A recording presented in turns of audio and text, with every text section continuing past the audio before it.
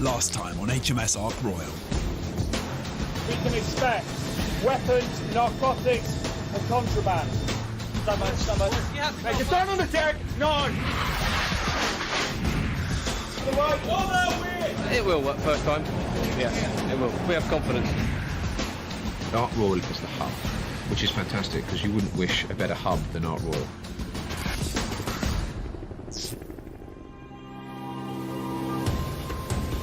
HMS Ark Royal's been the hub of the biggest peacetime Royal Navy deployment for a decade. But unknown to anyone, this will turn out to be her last ever international mission.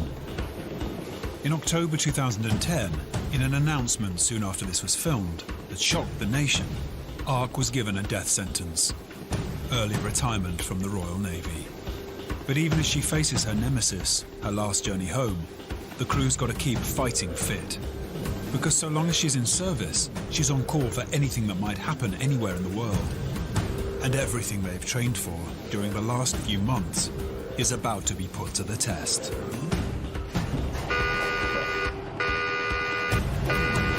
Action stations, hands to action stations. Assumed out to control state 1, condition Zulu.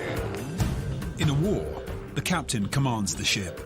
And with everyone dressed in fire-resistant clothing, his number 2, Rob Belfield, takes over the helm. Ready for war. That's what we do. That's what we do on Thursdays. We go to war. Yeah? On and splash on the bridge. Ark's under attack, or practicing to be so.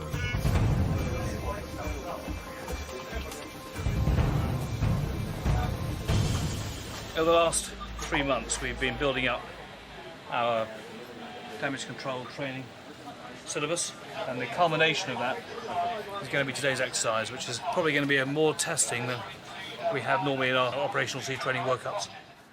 But what's going to make this especially tough today is the heat. It's August, not far off the coast of Florida, and the sea temperature's 30 degrees. The air temperature's a lot higher.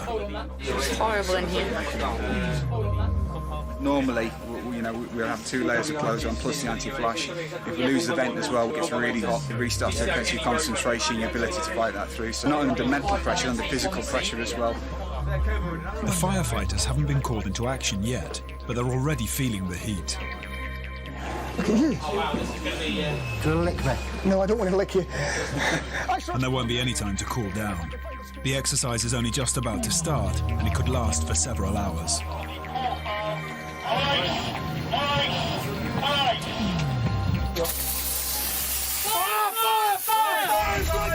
A missile strike has set fire to the air traffic control area, known as Flyco.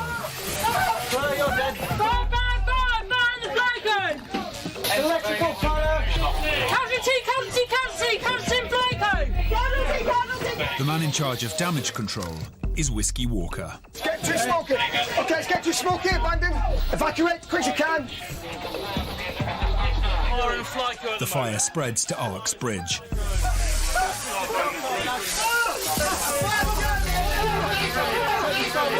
SCC bridge, disregard telegraph. Yeah, hitting the bridge is pretty significant. There isn't anywhere else to go up there. So until they can get up onto the bridge roof, you have much less communications with the rest of the ship.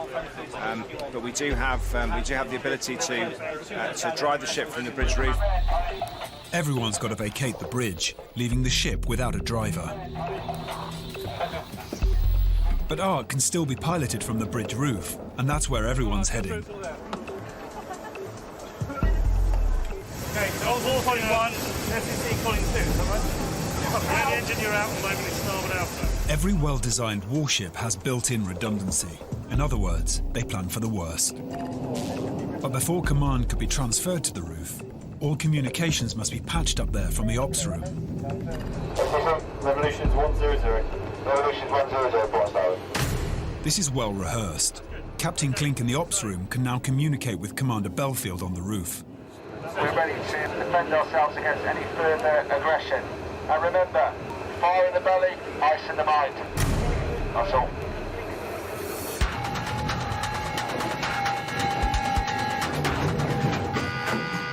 Okay, who's dealing with you two? Anybody? First aid party turned up yet? No, the alarm's been raised. They've both got really bad smoke inhalation, but then neither of them know how they got here. Okay then. In the meantime, put them in the recovery position.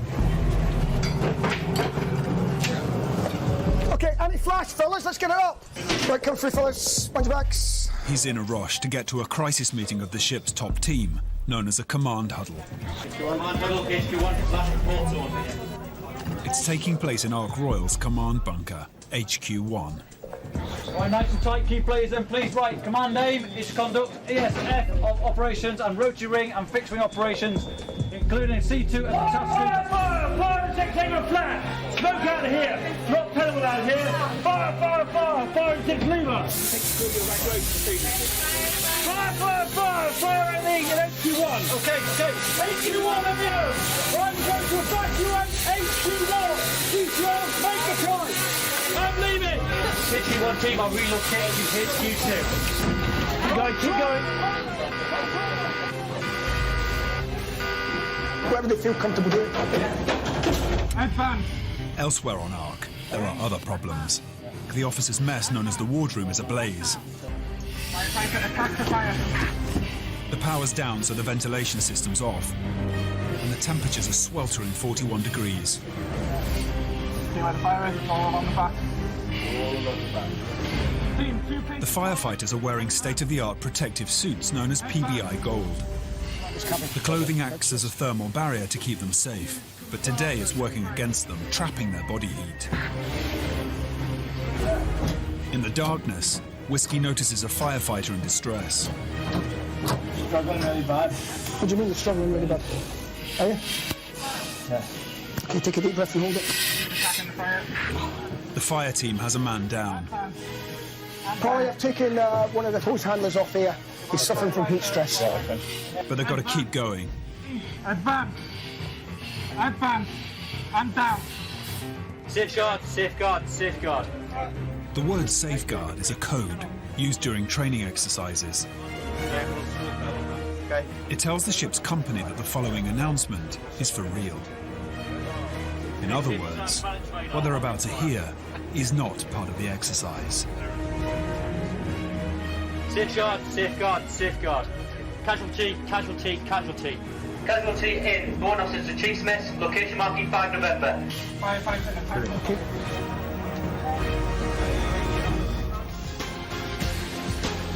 Coming up, medics are concerned about the heat.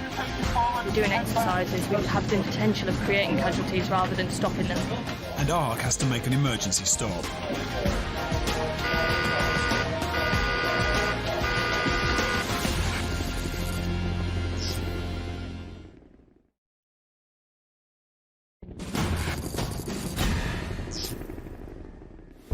HMS Ark Royal's in the final stages of the Auriga deployment, and shortly to start her last ever Atlantic crossing home. But just off the coast of Florida, her company's being tested in a simulated attack. In this scenario, Ark Royal has suffered multiple missile strikes. Casualty, casualty, casualty, casualty, Blanco! As part of the exercise, the power and air conditioning has been cut to the affected areas. This has caused a rise in temperature, and the fire crews in their heavy PBI Gold suits are suffering. What? Struggling really bad. What do you mean you're struggling really bad? Are you? Okay, take a deep breath and hold it. The fire crew's already one man down with heat exhaustion. Team, 2 paces forward. Advance. And a ship-wide alert is declaring other real casualties. And down. Safeguard, safeguard, safeguard. Casualty in. Born officers to Chief's Mess. Location marking 5 November. First aid party, close up. As battle damage officer, Whiskey Walker's got to find out what's happening. Was that a safeguard casualty? Yeah, it's probably heat exhaustion, but we'll go down and check. That's in our mess, isn't it? Yeah.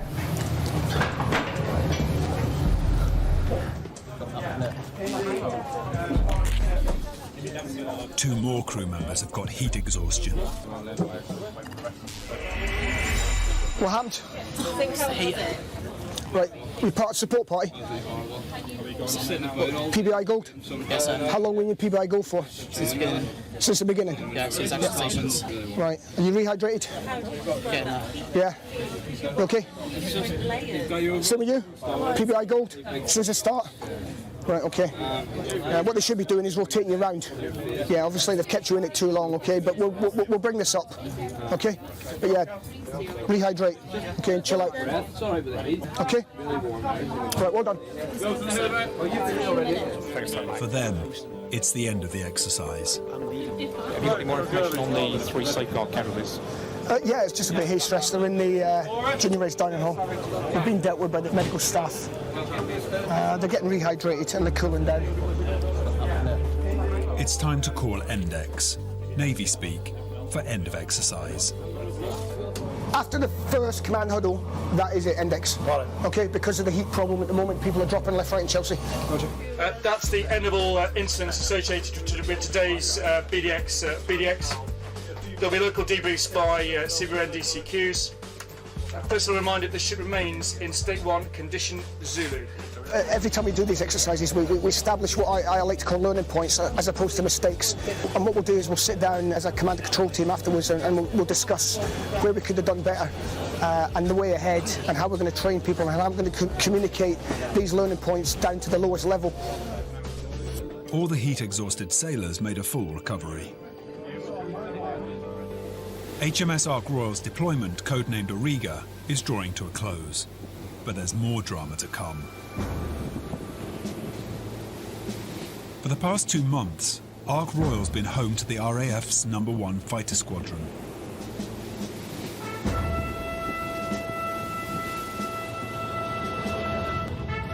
Squadron 1 was the first RAF squadron. It's been involved in almost every major British military operation since World War I. Today, they're flying the Harrier GR9, one of the most iconic jets in the world. During this deployment, they've flown hundreds of sorties both by day final and hot, heading 111 for Jedi 2-1 for target. and by night. Nice position, nice height. They've been involved in dogfights, Kelly 1, advantage left gun descending through 14. reconnaissance missions, and they've even carried out simulated attacks against the Ark to test the carrier's defences. Brace, brace, brace!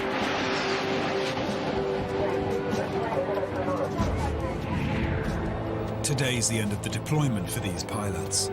They're about to fly back to the UK. But what they don't yet know is this could be the very last time they'll fly their Harriers from Ark Royal, or anywhere. As this series was being filmed, government plans were underway to decommission this legendary aircraft. The future for one squadron's pilots is uncertain.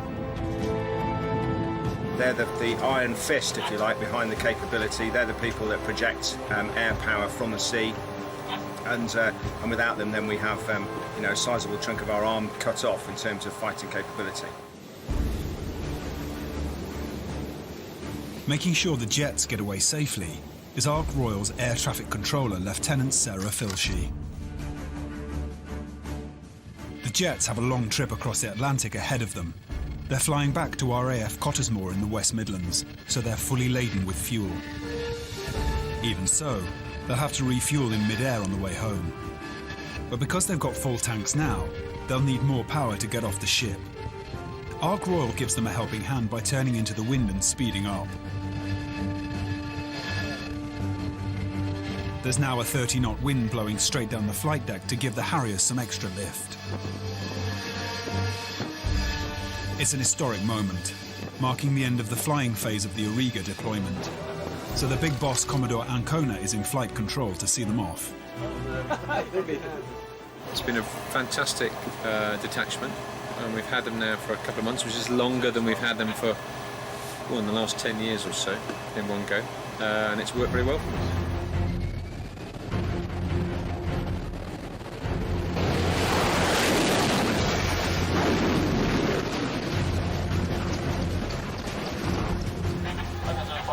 Confirm you're engaging.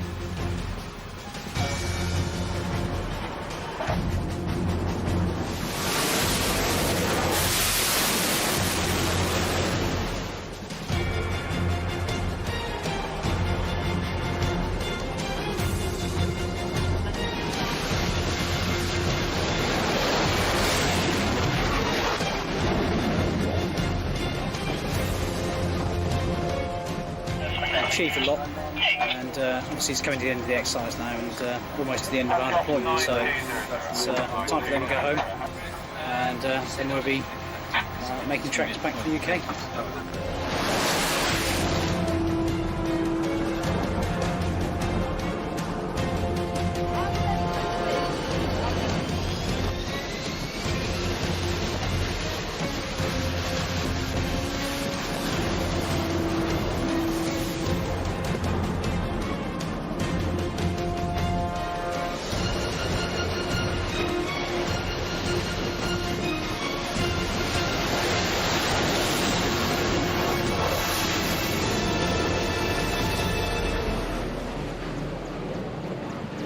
Fixed wing launch complete. Launch flight call cancelled. Fixed wing fly. Free to manoeuvre.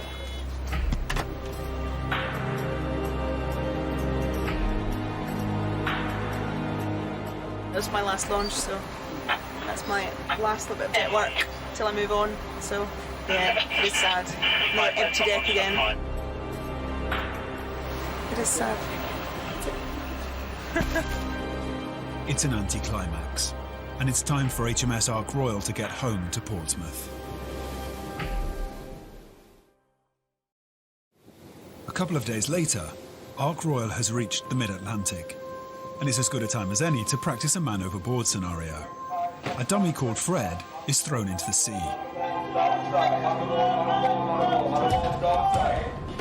A sailor falling into near-freezing water could expect to survive less than 15 minutes, so Fred's got to be rescued and brought back on board within 12. Ship steward Rebecca Davis is a trainee medic, and she's on call for any emergencies.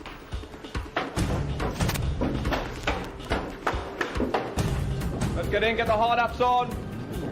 The crew's got to launch a rescue boat without delay. Right, stand by the lights. Nice. Meanwhile, Ark starts to turn back around, but it does take time. Rebecca's got to kit up in a sea survival suit before she can embark on the rescue. You control these lines. Come on! Take away up! Hold on to it! Elbow!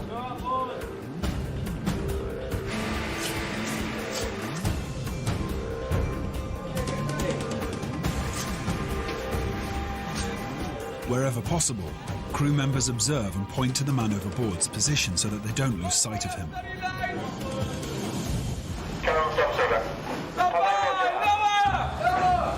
As the seaboat enters the water, its engine must be running.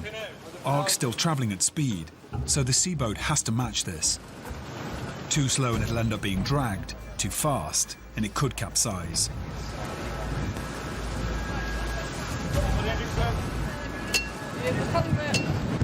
Up to the boat! Up the boat!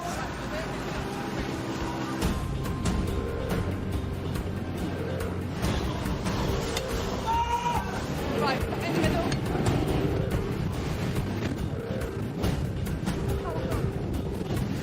The clock's ticking. They've only got 8 minutes left to recover Fred from the sea if they're to beat the 12-minute deadline. Right, so it's really important to get to the casualty as quick as we can. Yeah. Obviously to get him inboard, and so I can tell what state the casualty is back to the first aid that's sat in the hangar. A man overboard is surprisingly difficult to see. He can easily disappear from view behind even the smallest waves. Get visuals well from up there by the Morse code that's being flashed, telling us where the distance he is away from us and whether he's more port or starboard away from us. And it makes our jobs a lot easier trying to find him out here. Obviously, because if it's choppy and it gets rougher than this, it's quite hard to find him in the waves.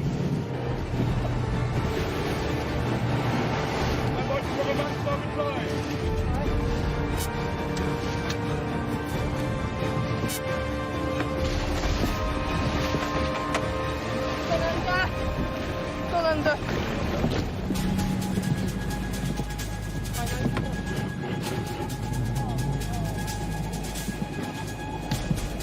Time's running out. They've got just 3 minutes left.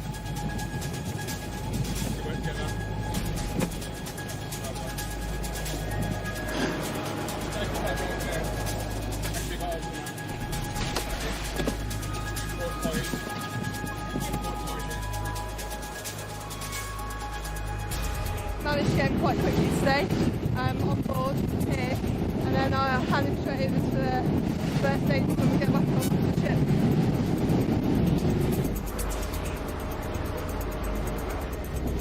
Rebecca and her crew now have to get back onto Ark Royal. Taking such a small vessel this close to a 21,000-ton ship that's moving at speed requires great skill.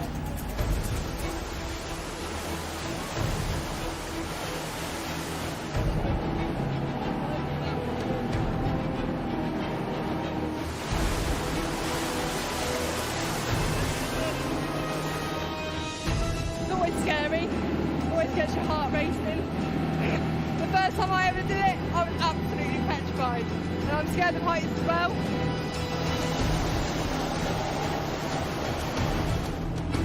There's just 1 minute left to meet the rescue deadline.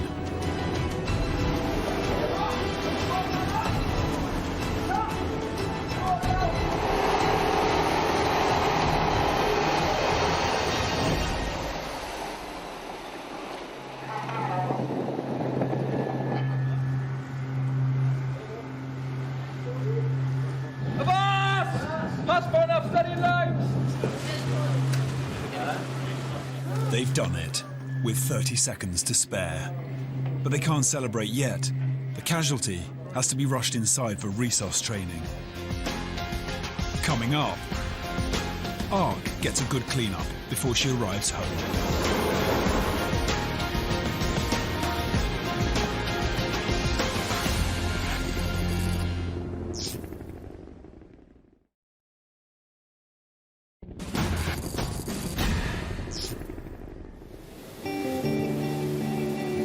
It's Sunday morning, and HMS Ark Royal has got rather more than 3,000 kilometres to go before she's home. When she arrives in Portsmouth, she will have travelled almost 40,000 kilometres, equivalent to once around the equator. All naval ships during long deployments hold church services on Sundays, though with smaller congregations than in the past. On Ark Royal, the chaplain is Reverend Richard Ellingham, known as the Bish. For him, today's service is a poignant one, as it's his last on the Ark Royal. Amazing grace, how sweet the sound that saved a wretch like me. Good morning, Ark Royal. Fantastic. I'm a little bit sad today. It's my last church service on board this fine ship. Who said hooray? Who said praise the Lord there? We're not having any of that, come on. You know, as we complete the last leg of our journey to the finest port in the world, Portsmouth, it always gets me there, you know. I'll have a tear in my eye on Saturday morning. A tear of joy, a tear of pride, but it will be there. Was blind, but now I see.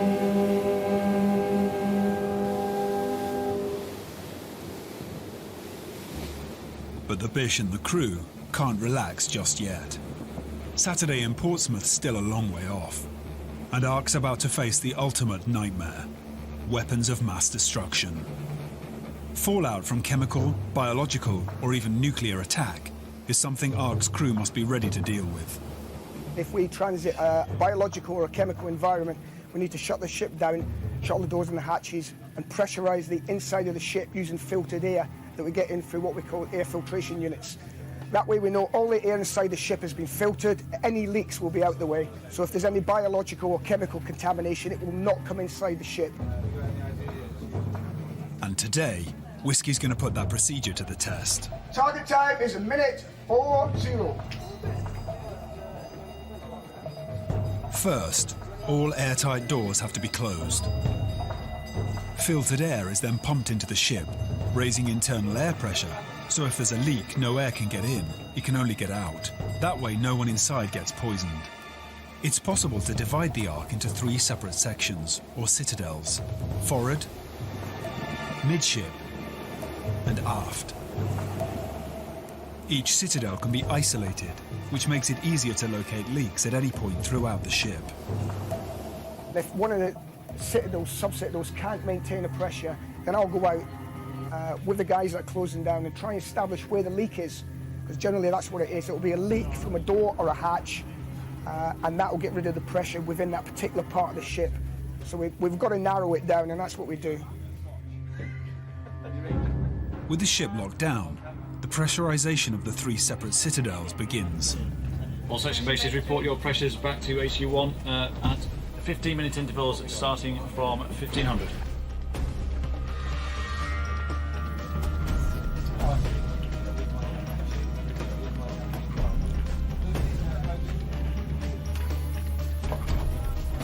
So forward IBA, that's section base 1's got 2.5 inches now. As you can see, this is the pressure inside the ship, has forced the liquid down in that leg. That's the pressure outside the ship. So the difference between the two is how much pressure we've got inside the ship now, which is about 2 inches of water gauge, which is what we're aiming at as a minimum. So now what we've got to do is try and maintain that.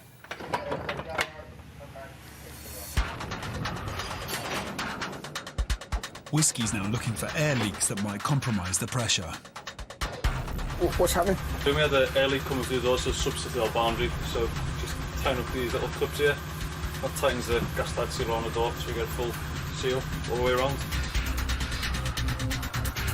At this stage, the only way he can get from one citadel to another is via an airlock.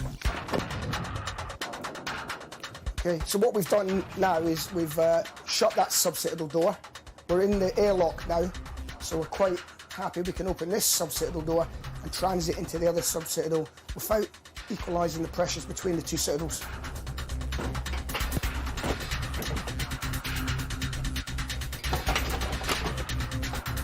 But not everyone on the ship's being so careful.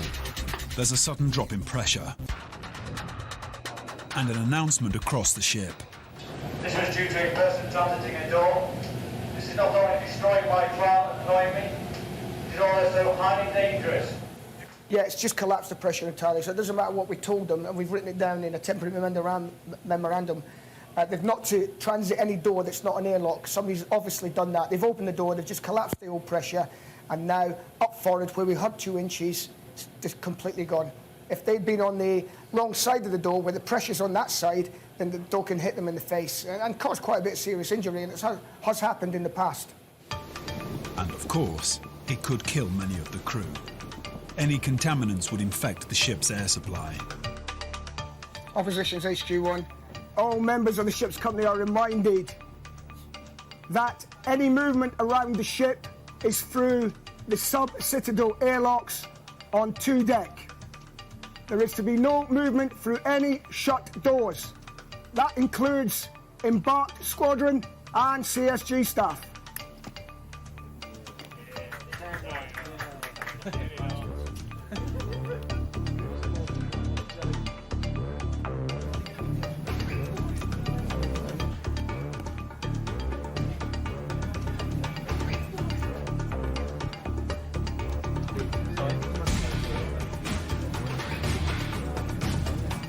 Section base 1, 2 inches. The ship is in damage control state 1, condition Zulu Alpha. We currently have 2 inches of pressure forward, aft and midships. We intend to maintain this pressure for 15 minutes. That is all. With the pressure holding steady, Whiskey can move forward to the next stage. If Ark did suffer a chemical, nuclear or biological attack, the ship's outer surface would remain contaminated. It would still pose a danger to the crew, even after the ship had moved to a safe area. So they need to wash down the ship. To stop further contamination on the ship from biological or chemical weapons, we do what we call pre-wet. And basically what we do is we use our high-pressure salt water and we use the pumps to pump, it's almost like an umbrella of water over the deck.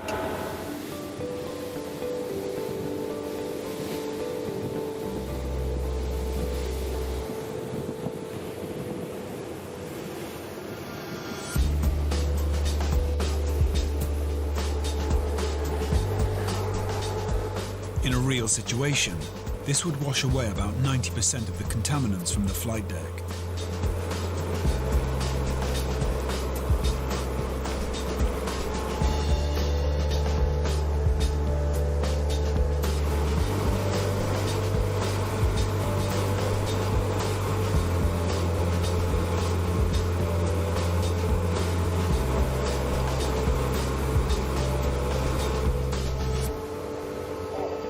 As the water pours across the deck, Ark's put into a forced roll, washing the contaminants over the side.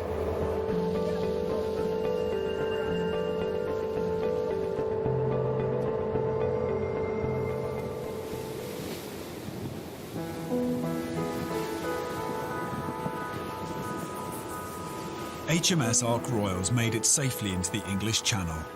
Portsmouth will soon be in sight, but there's one last job for her air traffic controller. Ark's picked up some hitchhikers. She's given these helicopters from HMS Ocean a lift some of the way home.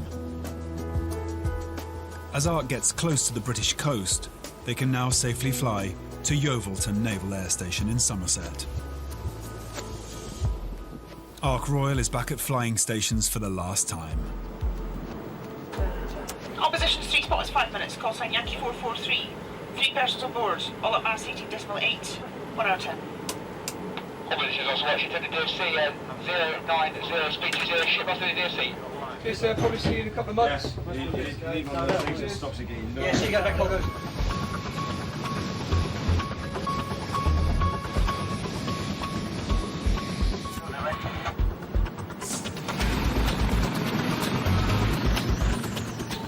Roger, Mother is steady on DFC 086 at 18, relative wind green 10 at 10, QNH 1020. Stand by 3.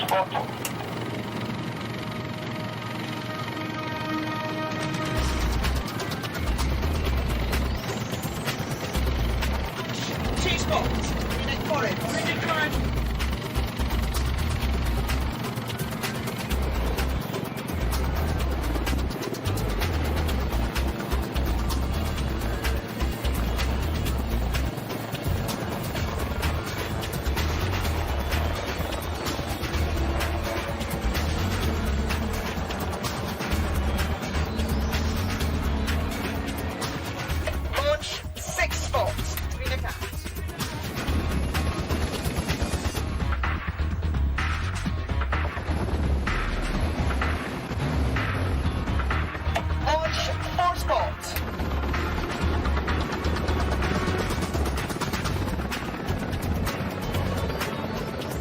Opposition Yankee 440, 0 bomb 10 PB, insurance 1502. Touch Michael, cancel, fuel fly, face maneuver.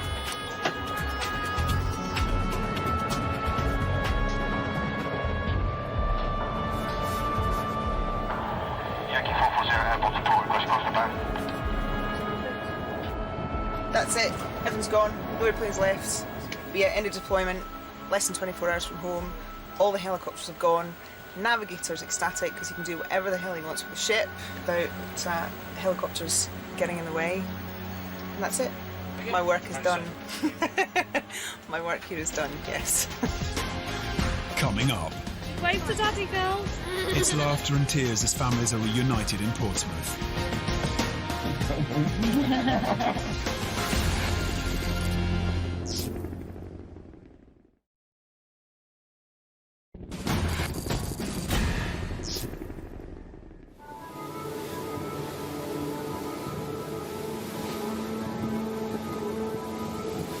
HMS Ark Royal's last ever major deployment is almost at an end.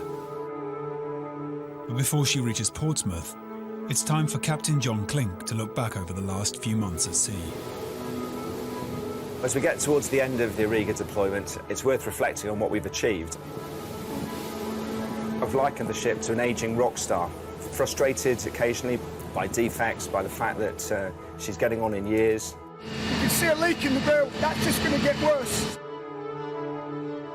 But even if you look back at the period in dry dock, that was a challenge all of its own, both in leading people through that time of uncertainty to actually achieving a quite remarkable turnaround in terms of engineering. That's us. engineering all the way.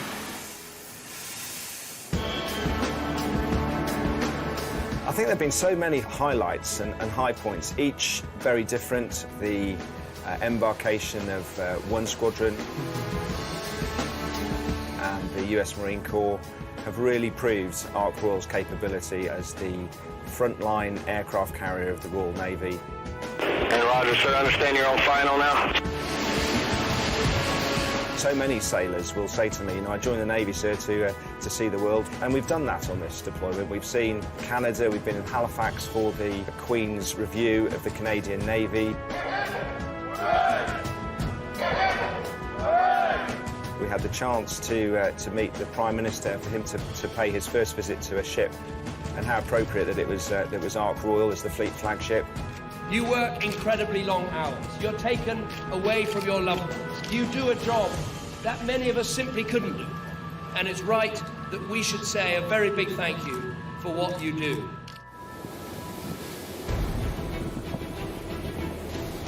The exercises that we've done have been a good test, and each exercise has been subtly different. Fire! Fire! Fire!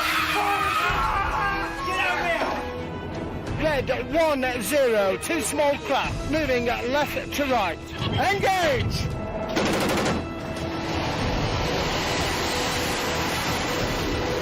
It's the hard warfighting end, which is why I joined the Navy and why I'm so proud of this ship.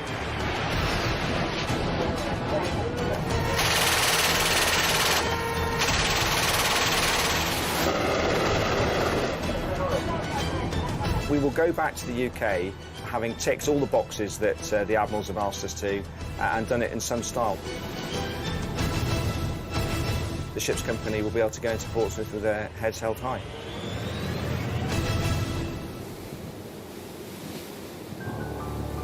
Ark's anchored just outside Portsmouth Naval Base, and the captain's waiting for permission to enter harbour.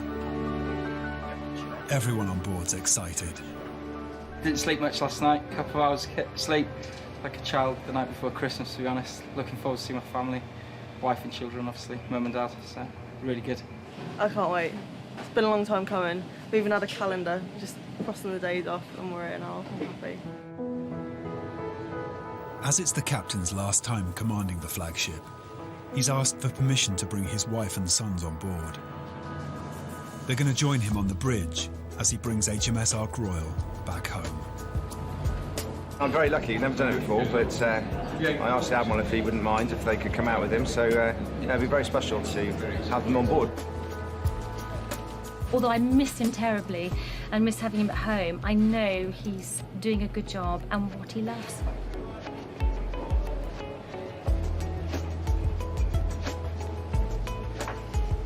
Very, very emotional because it's such a big thing. He's had a fantastic 2 years in command of Ark Royal. The small emotion I feel about moving on, he's experiencing it, 1,000 times more. It's brilliant, absolutely brilliant coming back. The months go really quickly. It's just the past few days, just waiting, but then when it comes, you can just sort of breathe a sigh of relief and welcome them back. Who's filming? Hey? Who's filming?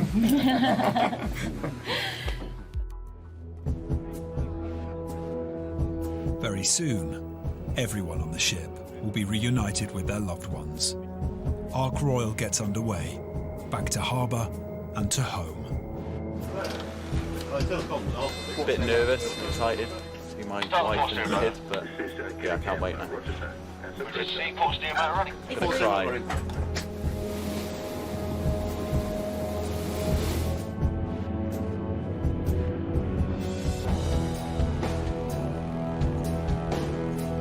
Very excited to see everyone get back alongside. Hopefully there'll be a good reception here. Always makes me very proud to see all the families on the shore and stuff. So looking forward to it. Yeah.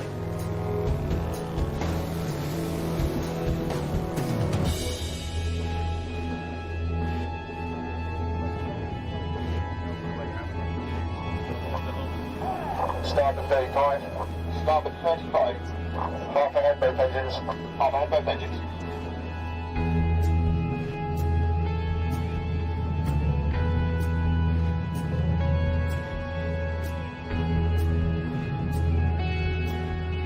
Stop both engines. Stop both engines.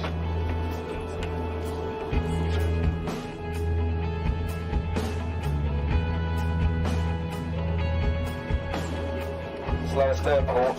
Slow stern port. Watch how they got big slow stern.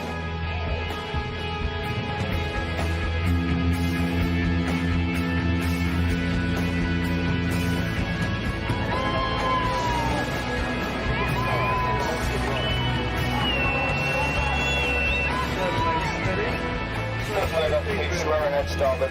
Slow ahead starboard.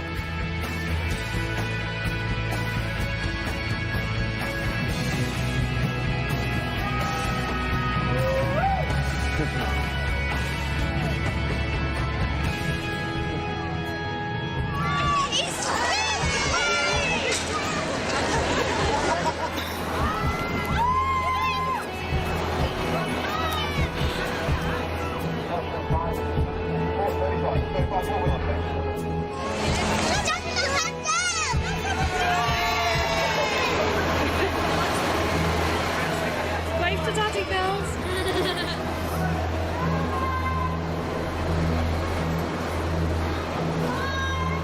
Well, I think there are two sensations as a captain on deployment. The first one is to get your ship's company home in one piece, and the second one is to get your ship alongside without incident. And once that's done, then you can have a sigh of relief and start to relax.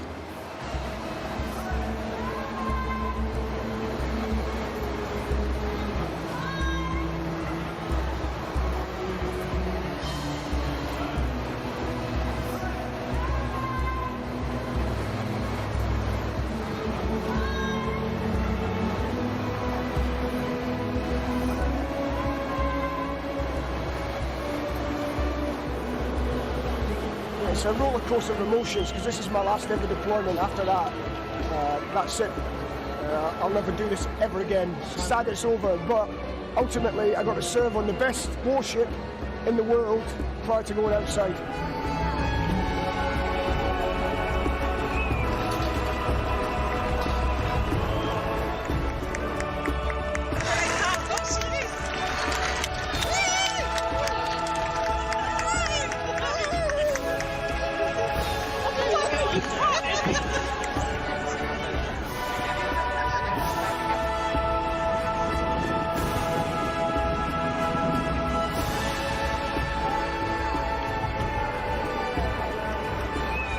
Been a big part of my life in the Navy for the last 27 years. Really enjoyed it throughout. It's been a lot of fun, a real challenge.